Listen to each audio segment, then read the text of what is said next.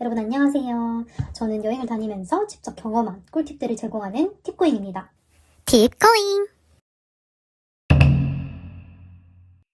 일단 유레일 패스는 유럽의 여러 나라를 자유롭게 탑승할 수 있는 교통 패스인데요. 유럽은 대부분 나라와 그리고 각각의 소도시들이 철도로 잘 연결이 되어 있기 때문에 유레일 패스 한 장이면 거의 모든 유럽 국가를 여행할 수 있을 정도로 유용한 패스이거든요. 그래서 유레일 패스 장점 중 하나는 패스를 끊어놓으면 이 레일 플래너 앱을 통해서 아주 손쉽게 기차 일정을 확인하고 예약이 가능하다는 점이에요. 저 같은 경우는 파리 이외에도 까니라든지 모나코, 액상프로방스, 에트르타, 옹플레르, 몽쉘미셸, 지베르니 등등 이렇게 투어 없이 프랑스 지역에서 주로 여행을 했기 때문에 유레일 프랑스 패스권을 구매를 했고요. 이렇게 1개월 이내에 4일 하면은 한 달 안에서 4일은 제가 이렇게 원하는 날짜로 지정을 해서 갈 수가 있거든요. 그래서 이런 식으로 유레일 프랑스 패스권을 구매해서 기차를 타고 다녔습니다.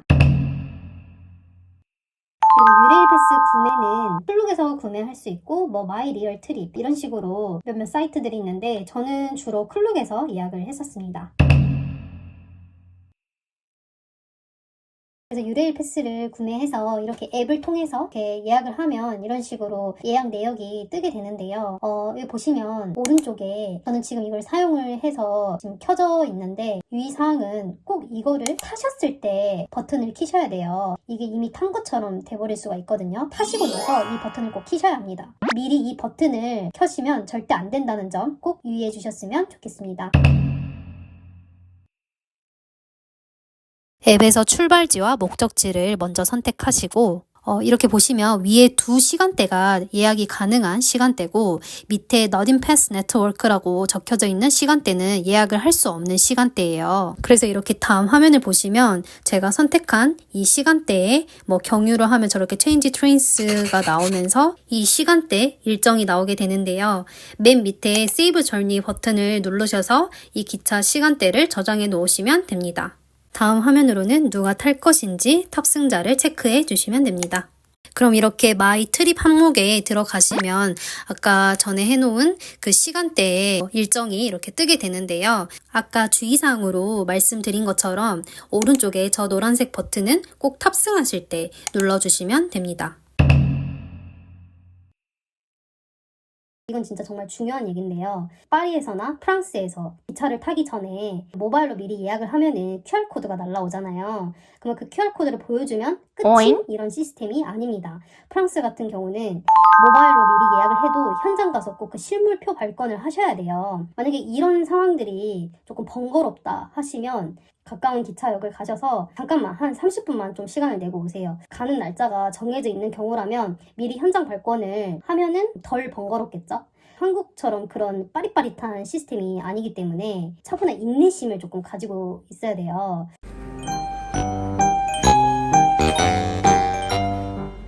제가 긴 말은 안 하지만 어찌됐든 한국의 이런 빠릿빠릿한 그런 시스템을 절대 생각하시면 안 되고 차분히 기다리셔야 한다. 우리는 지금 여행이기 때문에 1분 1초가 소중하잖아요. 이게 다 장단점이 있어요. 현장 발권을 하면은 바로 표를 얻을 수는 있지만 또 자리가 없을 수도 있고요. 모바일로 예약을 했을 때 장점은 미리 자리를 확보할 수 있지만 현장에 가서 또 실물 발권을 해야 된다. 가장 좋은 방법은 한 며칠 전날 미리 가셔가지고 기차표를 끊어놓는 방법이 가장 좋은 방법 같아요. 유도리 있게 여러분들이 편하신 방법대로 일단 그렇게 하시면 될 것 같고 모바일 패스를 예약했을 때는 반드시 현장 가서 실물 발권을 하셔야 된다라는 점을 꼭 알아두셨으면 좋겠습니다.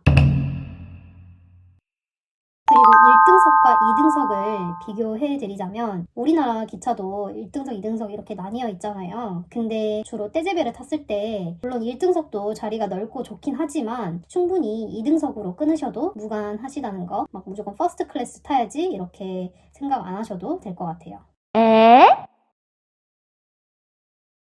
일단 유럽 여행이 끝나고 한국에 못 올 뻔한 썰을 말씀을 잠깐 드리자면요. 그때 제 일정은 액상프로방스에서 파리로 가서 파리에서 한국으로 오는 그런 일정이었어요. 근데 액상프로방스에서 기차역이 총 2개의 역이 있거든요. 쉽게 말해서 작은 액상프로방스역, 큰 액상프로방스역 2개로 나뉠 수 있는데 작은 기차역에서 먼저 파리 가는 기차표가 있냐고 물어봤는데 하나도 없다고 하는 거예요. 그냥 전면 다 매진이 됐대요. 그래서 진짜 뭐 이거 어떻게 하나, 진짜 뭐 파리 가는 그 기차가 아무것도 없냐, 아무 자리도 없냐 이러니까 진짜 아무 자리도 없다는 거예요. 그래서 진짜 완전 절망 그 자체여가지고 그럼 일단 그 큰 액상프로방스 역으로 가보자. 그래서 큰 기차역으로 이제 갔는데 너무 감사하게 그 할아버지 영문을 잊을 수 없어요. 진짜 파리로 가는 기차 아무거나 진짜 제발 하나만 알아봐달라 이렇게 부탁을 드리니까 just a moment 이러면서 되게 침착하게 딱 알아봐 주시더라고요. 그러더니 있다, 파리 리옹 12구 쪽으로 가는 기차역 자리가 남아있다.